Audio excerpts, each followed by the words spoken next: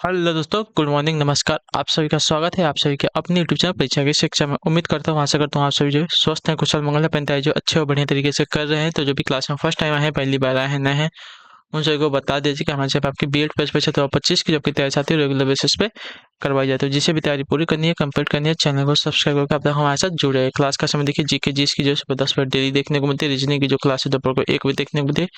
कला वर्ग की 4 बजे और हिंदी की जो है शाम को 7 बजे आप सबको हमारे चैनल पर देखने को मिलता है। आपसे को इसी टाइम पर क्लास से जुड़ कर अपनी तैयारी को पूरा कंप्लीट करना है।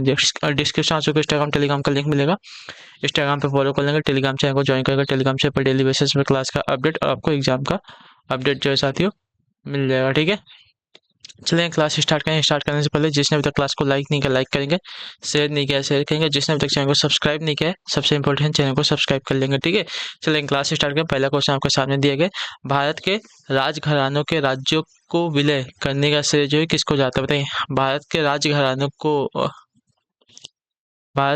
घरानों के राज्यों को विलय कराने का जो श्रेय है किसको जाता है, तो इसका राइट आंसर आपका हो जाएगा साथियों सरदार वल्लभ भाई पटेल को। ऑप्शन नंबर जो ए दिया गया आपका सही उत्तर होगा। ठीक है, स्वतंत्रता प्राप्ति के समय भारत में जो है 562 रियासतें थी। ठीक है, जिनका में विलय कराने का श्रेय जो है सरदार वल्लभ भाई पटेल को जाता है।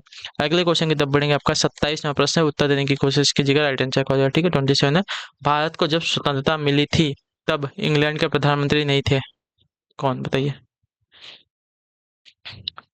भारत को जब स्वतंत्रता मिली थी तब इंग्लैंड के प्रधानमंत्री नहीं थे, कौन, तो आपका राइट आंसर यहाँ पे हो जाएगा साथियों लॉर्ड माउंटबेटन और विंस्टन चर्चिल। ठीक है, तो ए और बी जो दोनों ही आपके राइट आंसर हो जाएंगे यहाँ पे। स्वतंत्रता प्राप्ति के समय जो है ब्रिटेन के प्रधानमंत्री क्लीमेंट एटली थे। ठीक है, न कि चर्चिल एवं माउंटबेटन। ठीक है, अगले क्वेश्चन की तरफ बढ़ेंगे। आपका है 28वां प्रश्न, गांधी जी को राष्ट्रपिता का नामकरण किसने किया था, बताइए। गांधी जी को राष्ट्रपिता का नामकरण किसने किया था, तो इसका राइट आंसर आपका हो जाएगा सुभाष चंद्र बोस ने। ठीक है, ऑप्शन नंबर जो ए दिया गया आपका राइट आंसर होगा। सुभाष चंद्र बोस ने महात्मा गांधी को जो है राष्ट्रपिता के रूप में सर्वप्रथम संबोधित किया था।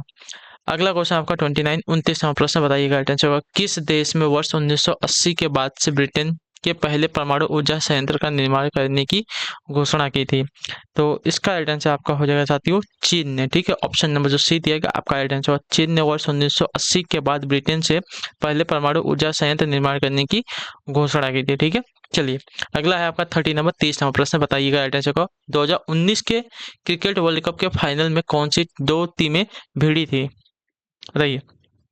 2019 की बात कर रहे हैं तो आपका राइट आंसर हो जाएगा यहाँ पे न्यूजीलैंड और इंग्लैंड, जिसमें इंग्लैंड जो है जीत गई थी। ठीक है, तो ऑप्शन नंबर डी आपका राइट आंसर होगा। ठीक, चलिए अगला आपका साथियों 31वां प्रश्न, बताइएगा राइट आंसर होगा, सागर की सतह पर जल का औसतन तापमान होता है कितना, बताइए। सागर की सतह पर जल का औसतन तापमान कितना होता है, तो आपका राइट आंसर आपको हो जाएगा 26.7 डिग्री सेल्सियस, तो ऑप्शन नंबर सी आपका राइट आंसर। ठीक है, सागर की सतह पर जल का औसत तापमान आपका 26.7 डिग्री सेल्सियस होता है।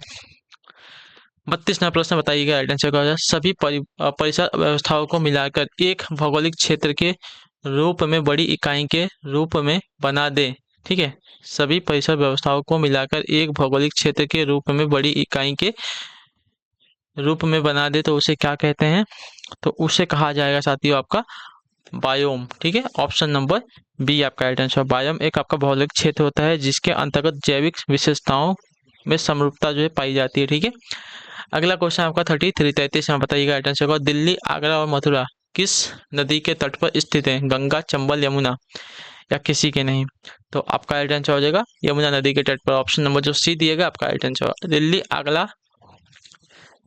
आगरा, मथुरा आदि नगर जो है यमुना नदी के किनारे अवस्थित हैं। ठीक है, क्लियर है। चलिए 34वां प्रश्न, बताइएगा राइट आंसर को। जवाहरलाल नेहरू को कहा जाता है क्या, मार्क्सवादी, समाजवादी, व्यवहारवादी या तानाशाह, तो इन्हें कहा जाता था समाजवादी। ठीक है, ऑप्शन नंबर जो बी दिएगा आपका राइट आंसर। जवाहरलाल नेहरू जो सामाजिक समानता की वकालत करते थे, इसलिए इन्हें जो है समाजवादी कहा जाता था। अगला आपका 35 नंबर, बताइएगा राइट आंसर। भारत चीन पंचशील संधि पत्र पर कब हस्ताक्षर किए गए, बताइए। भारत चीन पंचशील संधि पत्र पर कब हस्ताक्षर किए गए, तो इसका राइट आंसर आपका हो जाएगा साथियों वर्ष 1954 में। ऑप्शन नंबर आपका सी राइट होगा। 29 अप्रैल 1954 में जो है भारत एवं चीन के बीच जो है पंचशील समझौता हुआ था। अगला आपका है 36 36वां प्रश्न उत्तर देने की कोशिश कीजिएगा। राइट आंसर, पवनों का विक्षेपण बल अधिकतम होता है कहाँ पर, बताइए। पवनों का विक्षेपण बल अधिकतम कहाँ पर होता है, तो इसका राइट आंसर हो जाएगा ध्रुवों पर। ठीक है, ऑप्शन नंबर सी आपका राइट आंसर हो जाएगा। ठीक, क्लियर सभी को इसके बारे में, क्लियर है या नहीं। कोरियोलिस बल के कारण जो है पवनों का सर्वाधिक विक्षेपण ध्रुवों पर होता है। ठीक है, जबकि सबसे कम विक्षेपण आपका विषुवत रेखा पर होता है। ठीक है, अगला है आपका साथियों 37 37 नंबर। ठंडी व शुष्क स्थानीय पवनें क्या है, बताइए। ठंडी व शुष्क स्थानीय पवनें क्या है, तो यह आपकी होती है साथियों मिस्ट्रल। ठीक है, ऑप्शन नंबर जो सी दिया गया आपका राइट आंसर मिस्ट्रल एक ठंडी एवं शुष्क स्थानीय वायु है जो दक्षिण फ्रांस के लियोन खाड़ी की ओर प्रवाहित होती है। ठीक है, अगला आपका 38 38 हम बताने की कोशिश करेंगे। किसकी आत्मकथा dreaming big my journey to connect India जारी की गई है, बताइए। किसकी आत्मकथा है dreaming big my journey to connect India जारी की गई है, तो इसका राइट आंसर आपका हो जाएगा साथियों सैम पित्रोदा का। ठीक है, ऑप्शन नंबर बी आपका राइट आंसर होगा सैम पित्रोदा।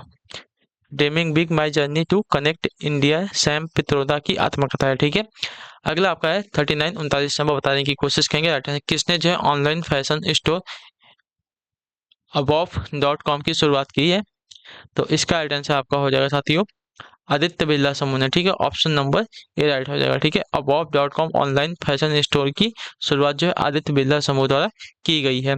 अगले क्वेश्चन की तरफ बढ़ेंगे 40 नंबर, ध्यान से देखिएगा उत्तर दीजिएगा। राइट आंसर, किस राज्य सरकार ने गिद्ध आबादी को बचाने के लिए कोटोप्रोफेन नॉन स्टेरॉइड दवा पर जो है प्रतिबंध लगा दिया है, बताइए। तो आपका राइट आंसर हो जाएगा साथियों यहाँ पे तमिलनाडु राज्य सरकार ने। ठीक है, ऑप्शन नंबर जो डी दिया गया आपका राइट आंसर, तमिलनाडु ने कोटोप्रोफेन कोटोप्रोफेन नॉन स्टेरॉइड दवा पर प्रतिबंध लगाया है जिससे गिद्ध को बचाया जा सके। ठीक है, अगले क्वेश्चन की तरफ बढ़ेंगे 41 41 नंबर। संघनन का रूप नहीं है क्या, बताइए।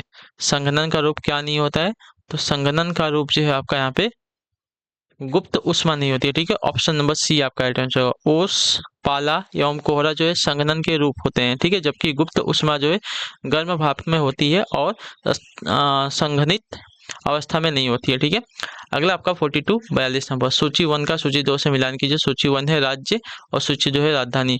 अरुणाचल प्रदेश की राजधानी क्या है, तो अरुणाचल प्रदेश की राजधानी आपकी ईटानगर है। ठीक है, मिजोरम की राजधानी आपकी आइजोल है। ठीक है, मिजोरम की राजधानी आपकी आइजोल है। असम की राजधानी आपकी दिसपुर है और मेघालय की राजधानी आपकी शिलोंग है। ठीक है, चलिए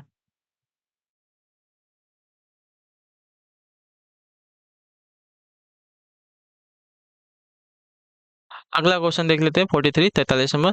लंदन किस नदी के किनारे स्थित है, तो लंदन की अगर बात करें तो लंदन जो है आपका टेम्स नदी के किनारे पर स्थित है। ऑप्शन नंबर आपका बी राइट होगा। ठीक है, अगला आपका 44 44 नंबर बताइएगा राइट आंसर होगा। असंगत युग्म का चयन कीजिए। ठीक है, नदी है उद्गम स्थान दिया गया। काली नदी का उद्गम कहाँ है, तो काली नदी का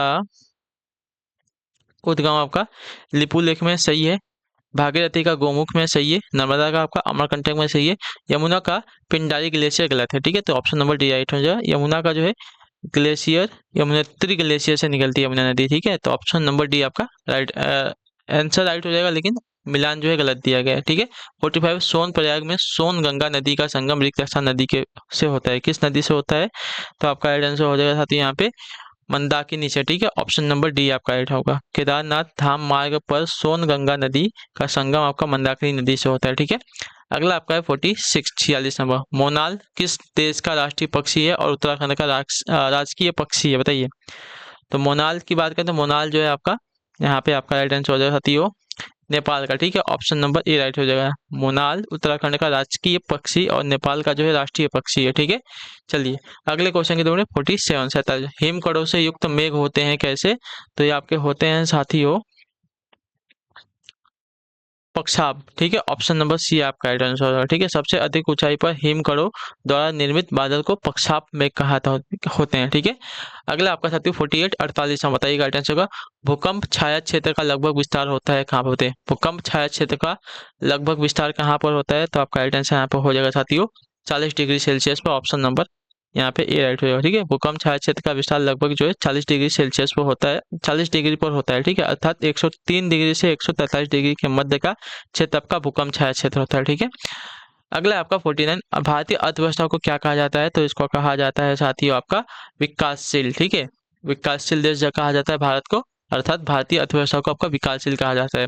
आखिरी क्वेश्चन 50वां, भारत में सबसे बड़ा बैंक कौन सा है? तो भारत में सबसे बड़ा बैंक आपका जो है SBI, state bank of India है, ठीक है। क्लियर है? चलिए तो इसी के साथ जो आपकी क्लास है यहाँ पे आज की कंप्लीट होती है। आई होप कि आपको क्लास जो अच्छी लगी, पसंद है, क्लास को लाइक कर दिए, चैनल को सब्सक्राइब, और हमें जो है कमेंट में पे क्लास कमेंट देखिए जाए आपको क्लास कैसी लगी। हम आपसे मिलते हैं आपकी अगली क्लास में, तब तक के लिए टाटा बाय बाय, जय हिंद जय भारत। आपसे क्लास से जुड़ने के लिए बहुत बहुत ही धन्यवाद साथियों। छोटी क्लास है बिकॉज लैपटॉप का चार्जिंग खत्म हो गया, जब भी होगा तभी स्विच ऑफ हो जाएगा, इस वजह से जल्दी आपकी क्लास खत्म कर दी गई है, ठीक है। चलिए तो हम मिलते हैं आपकी अगली क्लास में।